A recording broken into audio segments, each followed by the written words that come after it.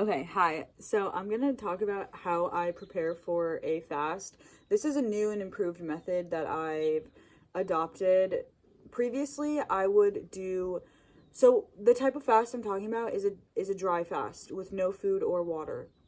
And previously, I've worked my way up to this. I've been fasting for 3 or 4 years and I'm getting in tune with how to do it better in my cycle. So this is, I guess like a guidebook for women, but this applies to men as well. Um, I used to prepare by doing juices and a lot of fruit, just like only watermelons for like 3 days and then do my fast. And it took a lot longer for me to get into a place when I removed all of the food that was comfortable, because when you remove all food, like, you have symptoms. Your body, you become very hungry, and eventually you start using your own fat as energy and you start burning up your own toxins and burning stuff that you don't need anymore, and that becomes your energy source, and then you're not hungry because you're like eating all the time because you're eating your own body. Yeah, it's really fascinating. So anyways, when I would prepare for a fast with very high amounts of carbohydrates, I find it harder to fast for longer, or no, I find it harder to get to that place where it's like easy to fast.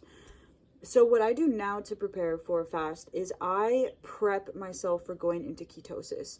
Ketosis is a state of which your body is in autophagy, and that's kind of what I explained when you start eating yourself and you start using ketones as energy, and it's like the preferred source of energy for your brain. It like makes you smarter. It's the type of energy that's very instinctual and very survival based, so it's kind of stress related. It's not good long term. You don't want to stay in ketosis for a long time. Like, that's will wreak havoc on your system. But it temporarily, it's very, very beneficial and it's super healthy. So now, in order to make it easier to get into ketosis, I prep myself by becoming fat adapted.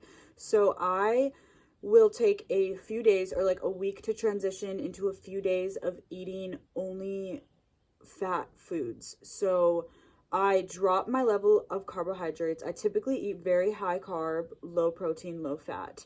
And then when I'm preparing to do a fast, I will lower the level of carbohydrates and I will raise the amount of fats. So very high, like walnuts, Brazil nuts, avocado, coconut. That's pretty much it, because I'm vegan kinda, and I don't really eat like animal products are no carb. So I mean, if you do that, then do that. I like to keep it from the plant friends, So yeah, I pretty much only do like nuts, a very, very small amount of like blueberries, like the keto friendly berries. I have some of those. But the reason why I do this now is because it's so much easier to get into a longer fast, because you're eating your energy from fats, so then your body already is adapted to using fat as energy.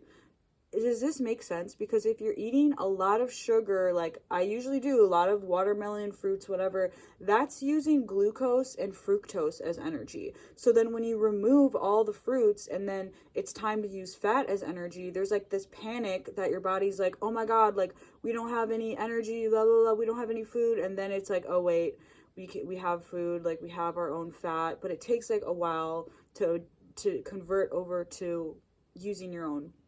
So yeah, that's why when you switch it up, do the old switcheroo, and you start feeding your body external source of fat, I'm eating a lot of nuts and seeds, then it's like just so much easier to fast.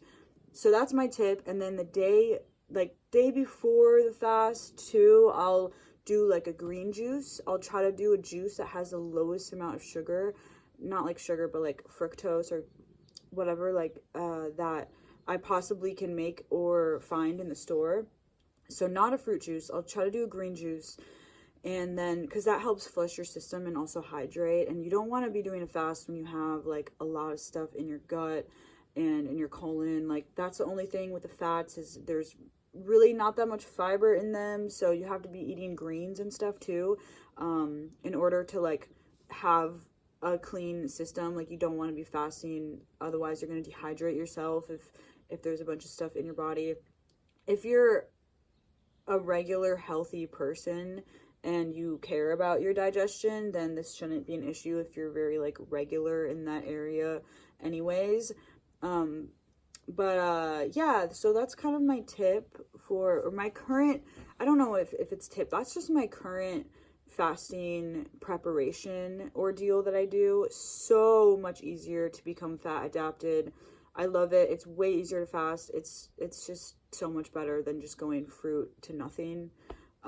Just go fruit to fat to nothing. And yeah, to simplify it. Okay, thanks. I hope that made sense.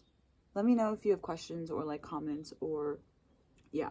Also, for in terms of fasting, so many different ways to fast, a lot of different things to know, and don't just jump into a fast. Like, you need to educate yourself and work your way into it. Yeah, the longest dry fast that I do is like 24 hours. I don't do anything crazy. I'm working my way up. I used to do a lot of juice fasts, mainly juice fasts. I would do water fasts. Water fasts are not even worth it, bro. It's so much harder to water fast than it is to dry fast.